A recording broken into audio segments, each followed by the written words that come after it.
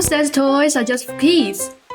Grown-ups need something to fidget with too, and that's where 3D printed fidget toys come in. Crackable ones, squish ones, flippable ones, spinning ones, and even some that slide around in surprisingly satisfying ways. Out of these, which one is your favorite? First up, a carton of eggs. No joke, from every angle it looks like something you just picked up from the grocery store. Wait a second, what's this sim doing here? Let's crack it open. Whoa, that's a fried egg inside. Since it's made from a combination of gauze and filament, you can squish it into pretty much any shape. Or use it as a fried egg coaster.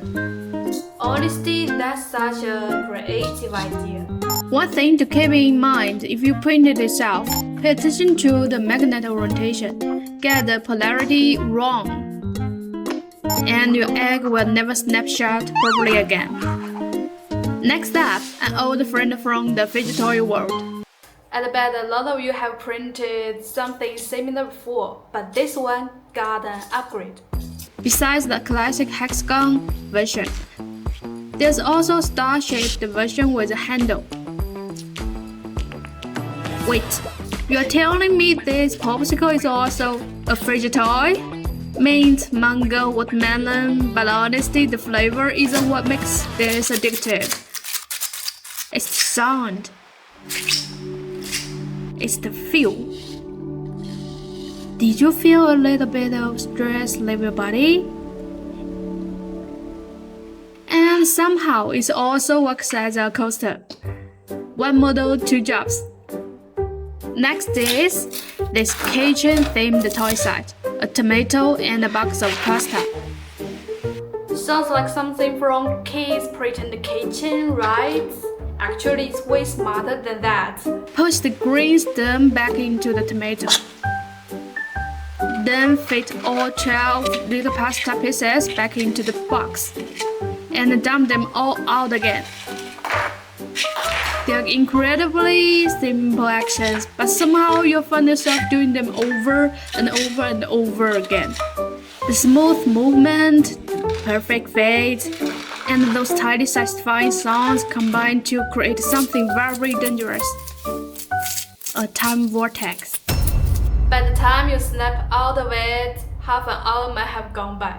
Okay, maybe that's an exaggeration, but it really is weirdly addictive. You can also use this special spoon or fork, whatever, to pick up the pasta.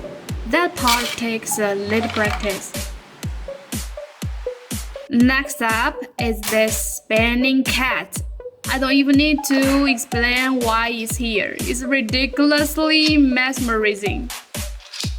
Let me show you how it works. Help!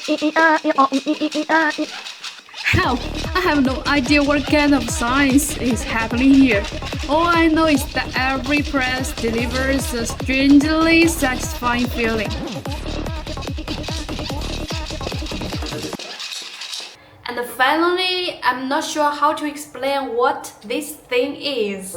It's a one-piece print made from two colors connected by a series of living hinges. The first step is loosening up the hinges, not breaking them. Yeah, this is take two.